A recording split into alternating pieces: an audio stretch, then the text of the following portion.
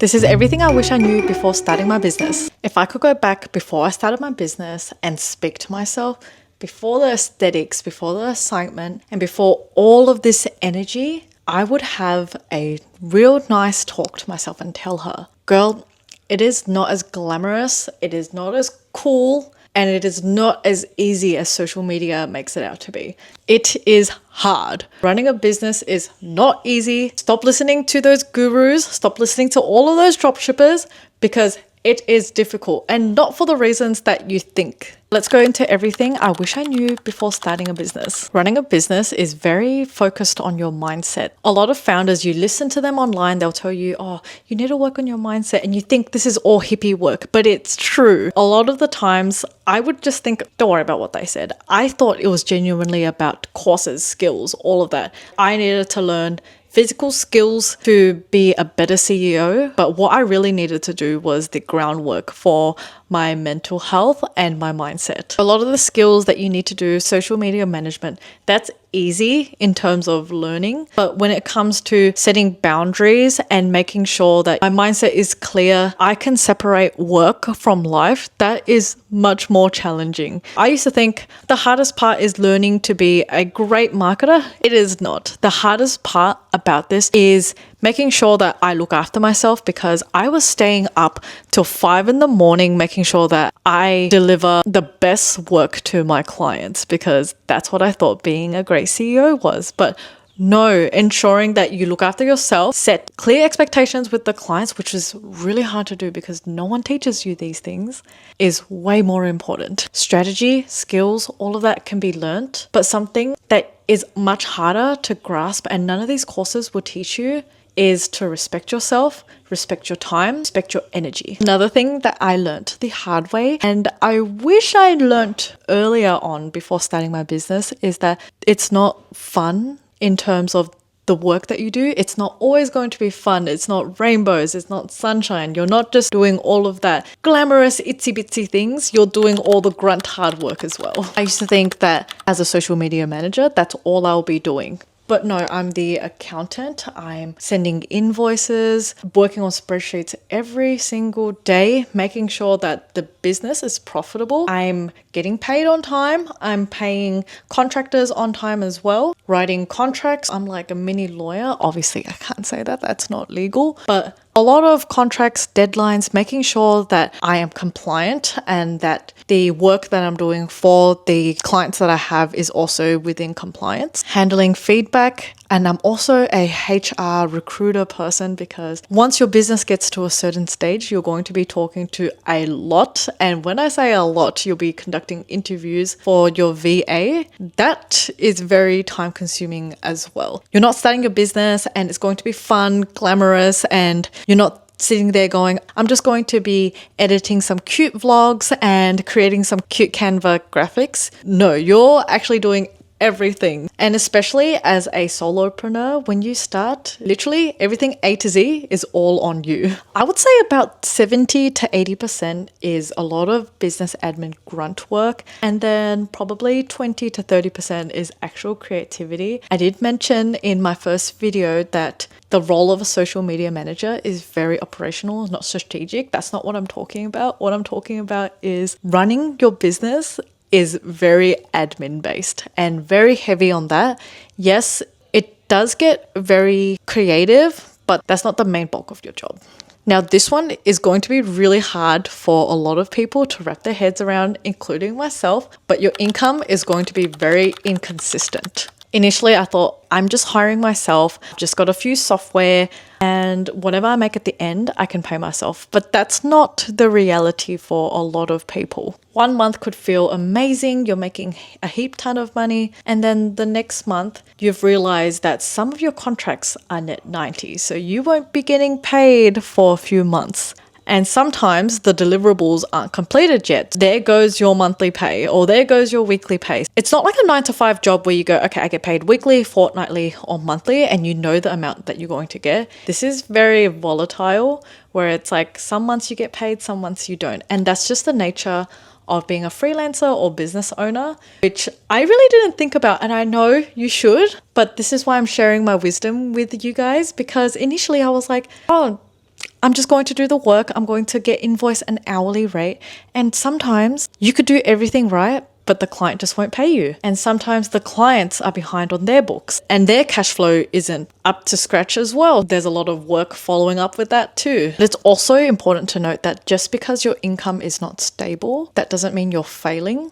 It's just the nature of being a business owner. Sometimes you don't pay yourself for the first year and a half, like myself. I actually still don't pay myself. I choose to reinvest all of the money back into my business on systems and on VAs. There you go.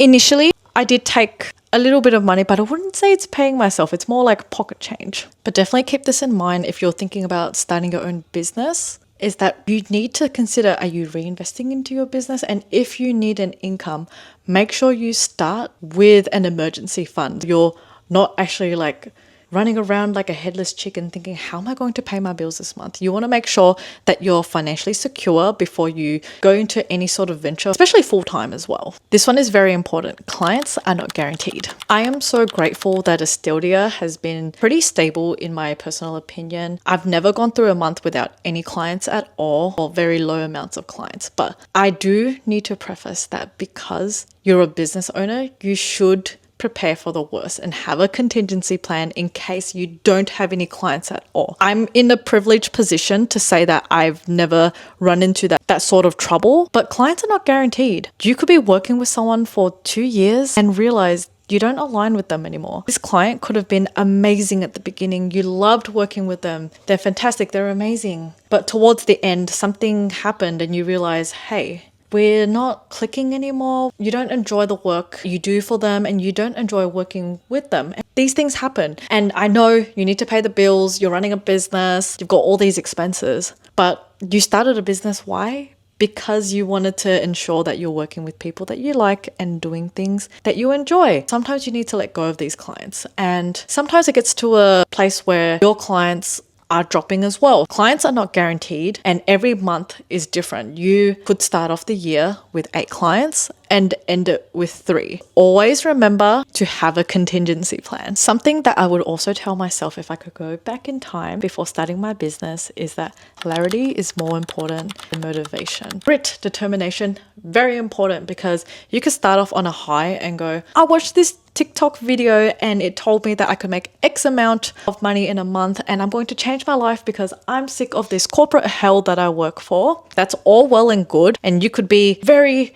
gassed up and go, yep, I'm doing this. I'm happy. I'm here and I'm going to flourish. But what you do need to consider as well is that motivation fades. Once you go through difficult times, you'll have difficult clients all the time. You'll have difficult days where your system doesn't work, nothing works, and you're thinking, I'm a failure. And that's what motivation pretty much thrives on, where it's like you're willing to do X, Y, and Z task. But on the days where you're thinking, my mindset and my mentality is not good today, that's where clarity comes in. That's where your determination and grit comes into play. What you need clarity in is, who are you? What services do you provide? Who do you help? Why do people want to work with you? Why your business was even born in the first place? Who are you helping? And just think like that, where it's like, I've got things to do. And it's kind of like that old school mindset, which I don't really like. It kind of is like that, where it's like, it is what it is. The day is tough, but we move on. Where life is hard. And that's just the truth. But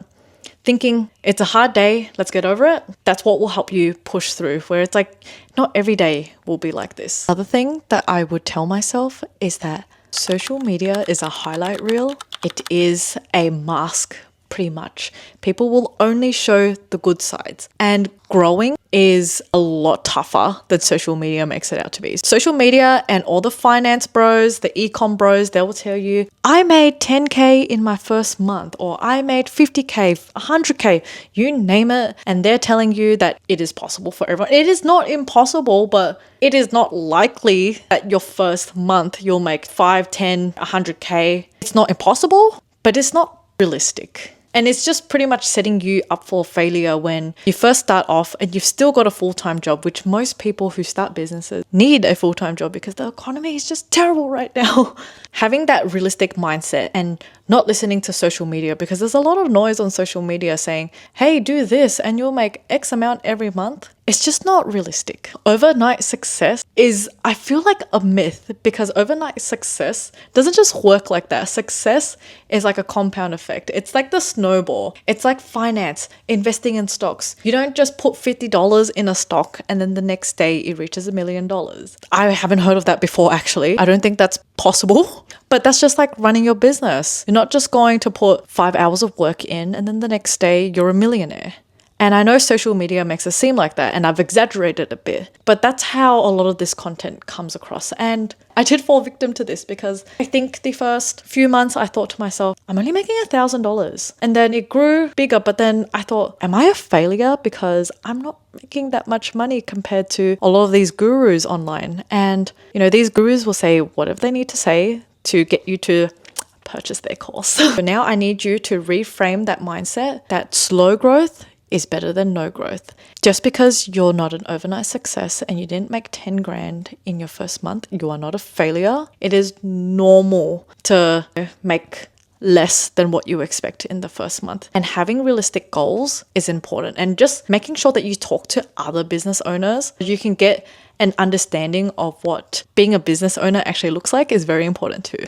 I would also like to tell my younger self in business that not every opportunity is good for you. Just because a client offers money doesn't mean you have to say yes. I was pretty much getting most of my clients on Upwork, and a lot of people know that Upwork has a lot of low ballers there. And in my mind at that time, I just thought I would take anyone for any rate, because it's better than having zero experience, zero money, and I'm desperate at this point, which is fair. Everyone goes through this stage. But something that I've learned, and I would tell myself going back, is that clients with lower budgets just drain your energy. And having a lot of clients is not that important.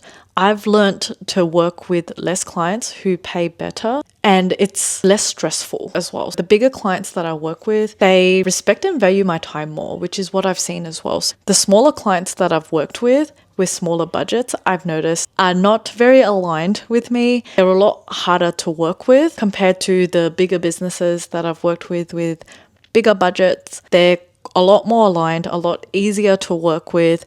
And working with the smaller clients really drains your energy. So I'll give you an example. When I first started, I was getting paid around, I think it was 60 USD for about 5 posts a week. And that is draining. I remember, because the client was quite difficult to work with as well. And it just made me so drained. And I thought, this is what I have to do because I'm running a business. But no, there's no alignment there. When I look back, my time and skill was not respected. Just because you have a lot of clients and exposure, that doesn't pay the bills. Because yes, you do want to help your clients, but at the end of the day, you are still looking after yourself and paying the bills. Obviously, if you're working this hard and getting paid peanuts, how are you going to do that? Something that I've also learned as a business owner is that you will outgrow many versions of yourself. So your first branding that you've created on Canva, that won't be you forever. You'll work with a graphic designer that revamps your brand, your story, everything. You'll be neat and polished. And your first niche that you started off with, scrap that. You don't do niches anymore. Or you've actually looked at your core services and thought, hey, I like working on influencer marketing more compared to social media management. Your pricing will also not be your final pricing. Your initial pricing was very low and you've lowballed yourself, but just know that you've come a long way and that you're not undervaluing yourself anymore. Something that I also regret not doing in the beginning is setting up my systems. Systems are way more sexier than aesthetics. I was too focused on what does my logo look like? Will people like this? And how does my feed look? Is that aesthetic enough? Systems, 1,000 times way better. Your systems for leads, onboarding, scheduling, follow-up, finances, all of that. Or pretty much project management as well. That was probably my biggest one, where it's like once you have all of that in place, your business thrives. Because I would remember scrambling, I think at least in month 4 or 5, that's when I thought I need to sort myself out because my systems are in dire need of help. I know it sounds boring because you want to make sure that your brand looks sexy online, but the systems are way more important and it will save you in the long run. Another thing I want to talk about is imposter syndrome. Girl, you feel like an imposter. You feel like you're not good enough for this rate. You feel like people are out there offering X, Y, and Z and that you're new, so you shouldn't be charging this. And a course that I worked off in the past was saying that if you're charging an hourly rate, charge at least $100 Aussie and then tax on top. And I thought, I am not worth $100 an hour. You're Aussie. You need to pay for super. You've got freelancers that you're working with as well. You need to pay for tax. Exclude all of that. That's kind of like an average person's salary. You also need to pay for systems that you're running. So your schedulers, your project management tools, your accounting software, they're not free. And I remember listening to $100 an hour and thinking, I am not worth that. Pack that judgmental thoughts away. You are worth more than you think. And I know firsthand, working in corporate for about 9 years, that imposter syndrome is pretty much going to limit your growth. You need to swipe that out. You're thinking you're not ready, you're not confident. This is the beginning. It's always going to happen like that. You're never going to be ready until you start, and you're never going to be confident until you keep going at it. But it's not fake it till you make it. Your rates are not that rate because you're like terrible. It's because you deserve it, and that's what you're worth. Something that I wish I knew before starting a business is that your mindset will be tested constantly, maybe on a daily basis. Once you get to a stage where you're losing a lot of clients in a certain time frame, you start to think, am I cut out for this? Am I bad? Is my product or service terrible? Am I the problem? That's what you're thinking. You start to tie your identity to your business and you start thinking, am I not good enough? And you need to scrap that thought because you are good enough. You worked really hard. And just because you lost clients, that's not your fault. Sometimes business needs shift. You, as a service provider, you're not a priority for that business at this moment. And that's okay, because that's like everyone's life. Sometimes certain things, certain luxuries are not a priority for you at that moment in time. And that's just how life goes. It's not a reflection of who you are. You start comparing yourself to your friends or other people that you see on LinkedIn and you start thinking, they're growing so quick. What's wrong with me? Nothing is wrong with you. You're running your own race. You're in your own lane. And that's where you need to stay. You know, life is tough. Business is tough. It's hard. Nothing is easy. But you need to keep looking straight. Stop looking sideways. Stop looking here and there. Stop looking backwards as well. Backwards, that's gone. You stay in your lane. Stop looking here. Stop looking there. You're not going to get anywhere there.